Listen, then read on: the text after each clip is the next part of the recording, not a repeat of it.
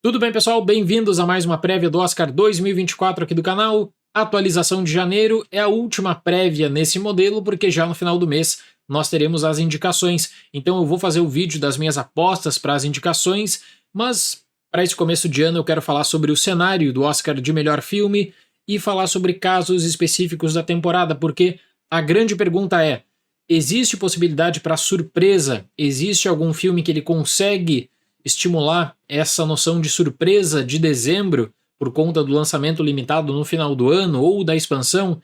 Então hoje eu vou falar sobre Saltburn também, vou falar sobre A Cor Púrpura e abordar mais da minha linha de pensamento para o Oscar, em que eu acredito que tem 8 filmes que já estão bem encaminhados. E vamos discutir sobre esses 8 filmes. O favorito do Oscar 2024, na minha opinião, é Oppenheimer, do Christopher Nolan. É um filme que eu imagino que a única coisa que você pode falar contra uma vitória de Oppenheimer no Oscar é que o método de votação vai prejudicar, porque ele fecha exatamente com o que a academia, eu acho que busca tradicionalmente quanto à questão da narrativa, e ele volta também com uma outra noção, e o Oscar 2024 vai ser importante por isso, que é de conseguir resgatar o interesse das maiores bilheterias do ano e de lidar também com grandes realizadores.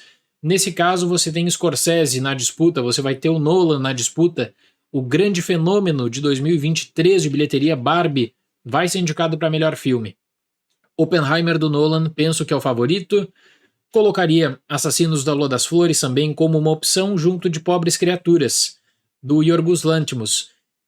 Penso que o Oscar fica entre esses 3 filmes, mas com uma boa vantagem para favoritismo para Oppenheimer, que desde o seu lançamento em julho é impressionante a forma como esse filme entra no circuito, a maneira como ele continua no circuito ainda em muitos países, com lançamentos especiais, relançamento em IMAX.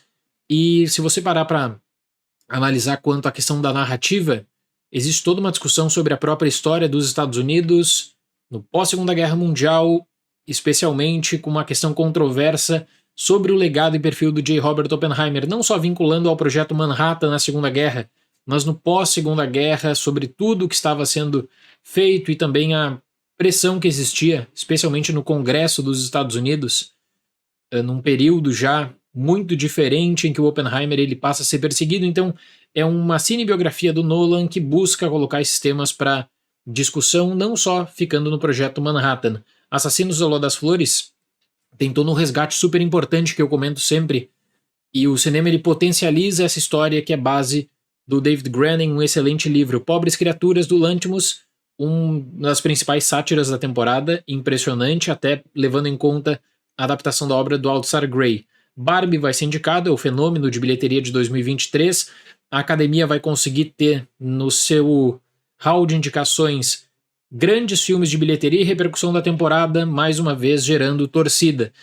Para quem cogitava, e existiu essa discussão, vocês devem lembrar, criar uma categoria de filme popular, Oscar de filme popular, para lidar com grandes bilheterias, uma decisão que até o Globo de Ouro tenta fazer de maneira desesperada, de certo modo, é um alívio, eu acredito que para quem produz o Oscar. Vamos falar sobre o próximo filme, que é The Holdovers, do Alexander Payne. Depois de Toronto, eu até imaginei que o filme poderia ter algum tipo de problema no seu lançamento, no mês de novembro, mas ele consegue um bom circuito, é reconhecido, vai conseguir outras indicações, favorito para a vitória na categoria de melhor atriz coadjuvante com a Da'Vine Joy Randolph. American Fiction é o grande candidato da Amazon desde cedo nessa temporada, então após a vitória no Festival de Toronto, American Fiction acaba sendo posicionado como esse filme da Amazon que chega para melhor filme. A Amazon trabalha também para ator coadjuvante, direção, roteiro. Eu acredito que é aquele filme que vai pegar indicação para filme, vai pegar indicação para melhor ator, que ainda tem uma disputa interessante para melhor ator, mas penso que ele pode encaminhar essa indicação para melhor ator, e aí quem sabe pegar algumas outras categorias também.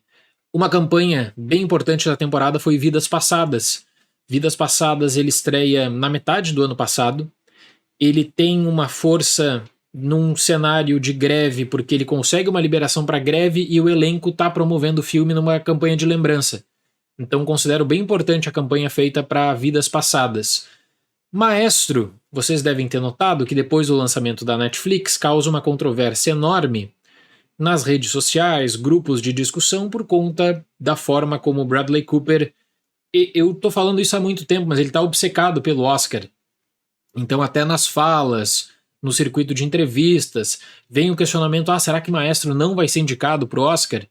Seria uma das maiores surpresas dos últimos tempos uma não indicação para Maestro em melhor filme, dado que a Netflix vem fazendo, o que a Netflix está gastando na campanha, o que a Netflix está colocando para também no circuito, a forma como depois do final da greve, o filme que mais teve campanha foi Maestro.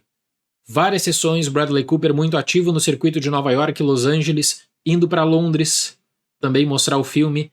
Então a campanha de Maestro foi extraordinária. Esses 8 filmes eu considero que eles estão encaminhados. Que qualquer omissão desses 8 filmes, um American Fiction, um Vidas Passadas, geraria também controvérsia, porque são filmes que eles já estão consolidados na temporada. Então assim, o Vidas Passadas pode ficar fora do Oscar, mas porque teve um circuito menor, então são 8 filmes que eu considero assim que eles têm vagas encaminhadas. Aí a gente passa para análise das 2 últimas vagas e eu quero falar sobre alguns casos específicos. Eu quero começar falando sobre o caso de The Iron Claw, Garra de Ferro, que é o filme da A24, uma atuação excelente do Zac Efron, que infelizmente foi escanteado nesse final de temporada. Infelizmente esse filme ele não teve um circuito bom de promoção em dezembro. Se esse filme tivesse passado por festivais, se esse filme tivesse um foco maior da distribuidora, ele teria um sucesso muito maior na temporada de premiações, porque é um filme muito bom. É um dos melhores filmes sobre o wrestling já feitos e o Zac Efron tá muito bem também. Nós teremos a long list do BAFTA no dia 5, e eu vou comentar também aqui no canal, vai ter vídeo especial, pretendo até fazer uma transmissão ao vivo. Eu alerto para o caso de Sociedade da Neve. No caso de Sociedade da Neve conseguir também prestígio no BAFTA, eu vou considerar seriamente nas apostas para o Oscar a possibilidade de Sociedade da Neve da Netflix entrar para o Oscar de melhor filme. Tinha falado isso na época das pré-listas, mas eu penso que é uma narrativa envolvente e que fecha com um trabalho de campanha que é muito mais fácil do que um Zona de Interesse, por exemplo, ainda que Zona de Interesse tenha um alcance maior. Então, para ficar de olho na long list do BAFTA na sexta-feira, se Sociedade da Neve vai ou não ter o mesmo prestígio que apareceu nas pré-listas do Oscar. Outro caso que eu queria comentar, Homem-Aranha através do Aranhaverso. A Sony deixou para fazer uma campanha desse filme a partir de dezembro. É muito difícil, porque a animação você tem que fazer a maratona 2 vezes, parece. Tem que colocar o teu filme para consideração e depois tem que provar que o teu filme é digno de entrar para consideração para melhor filme. Então é complicado para animação nesse sentido. Eu já apostei mais em Através do Aranhaverso, mas eu penso que hoje ele não tem o mesmo cenário de grande expansão de outros filmes da temporada. Agora, o filme que viralizou nesse final de ano, no final de 2023, foi Saltburn, da Emerald Fennell. Pro ame, pro odeie, foi o filme mais discutido desse final de temporada quanto a lançamento de streaming. O resultado no Prime Video foi excepcional. E, querendo ou não, é aquele filme que ele pode gerar um engajamento que eu consideraria muito semelhante até a maneira como Don't Look Up da Netflix foi promovido em 2021. Don't Look Up, eu me lembro que foi exibido, eu estava na exibição em novembro, eles seguraram o filme para colocar como uma surpresa de dezembro e depois, quando é lançado na Netflix, se torna esse hit no catálogo, muito assistido, um grande sucesso de final de ano na Netflix, que confirma com indicação para Oscar. Pega 4 indicações, pega melhor filme, pega montagem, roteiro e trilha original, Não Olhe Para Cima, no Oscar 2022. E Saltburn, ele se torna esse filme que ele pode ter um potencial para gerar uma divisão de ame ou odeie, mas para gerar também essa questão do amor e do voto de paixão, do voto apaixonado. Qual é a grande diferença?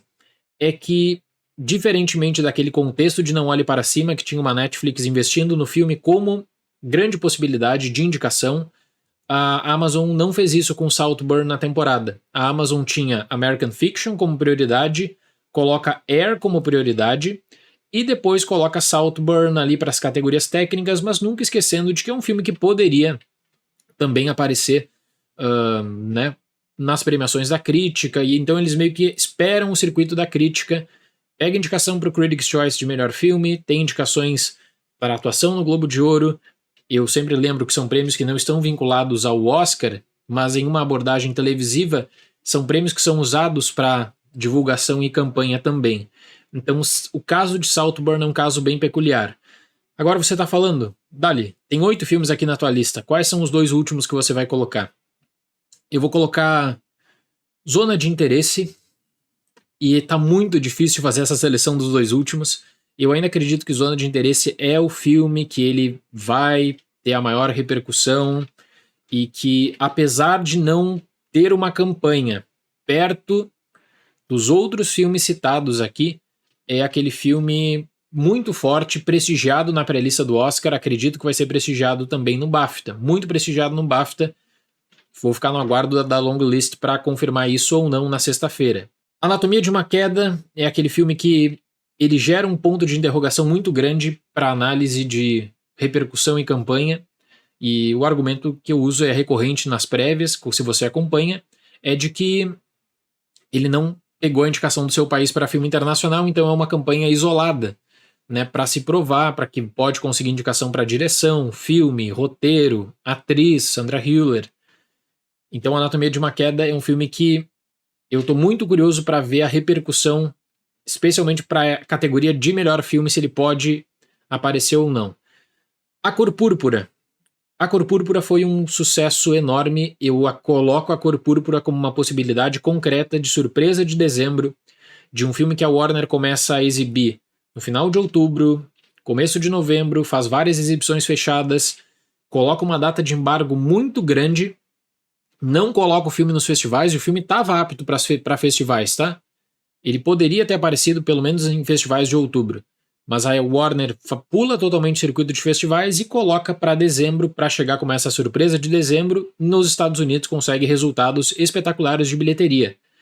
Então, confirmando essa ótima repercussão de A Cor Púrpura, eu penso que existe uma chance considerável aqui de você cogitar a possibilidade de A Cor Púrpura ser indicado para o Oscar de melhor filme.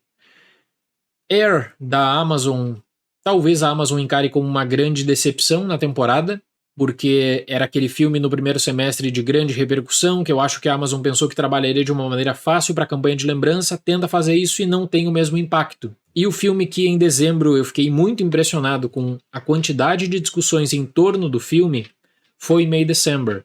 Tá certo que numa lógica de visualização e de repercussão e engajamento em redes sociais, eu penso que Saltburn tá bem à frente de May December. Mas May December do Todd Haynes, no circuito de campanha de exibições em Los Angeles, estava sendo muito comentado mesmo. 8 filmes que eu coloco como certezas: favoritismo para Oppenheimer, Assassinos ao Lua das Flores, Pobres Criaturas, Barbie, Alexander Payne, penso que com The Holdovers vai conseguir indicação para melhor filme, American Fiction, Past Lives, Vidas Passadas e Maestro. E depois, tudo pode acontecer nessas 2 últimas vagas. O Oscar precisa de 10 indicados agora nessa temporada, então não tem mais aquela coisa de pode ser 8, pode ser 9 indicados, são 10 indicados, e pode acontecer de zona de interesse, confirmar a repercussão como o maior filme de abordagem e repercussão internacional, que seria esse candidato em língua não inglesa, a aparecer na lista, e May December, que é um filme que ele sai dos festivais não tão fortalecido assim e que ele faz um circuito de exibição que é muito forte. Não sei se foi tarde demais para isso, mas é um circuito de exibição muito forte. Dia 5, long list do BAFTA. Eu vou repercutir as long lists do BAFTA e elas vão oferecer também caminhos para o Oscar. Um prestígio maior para a Cor Púrpura nas long lists pode trazer indicativos. May December para a Zona de Interesse. Eu acredito que Zona de Interesse vai ser prestigiado no BAFTA. Então isso tudo vai entrar para consideração. Aguardo vocês na sexta-feira também para continuar esse debate. Tá bom, pessoal? Obrigado pela companhia em mais uma prévia. Até mais e tchau!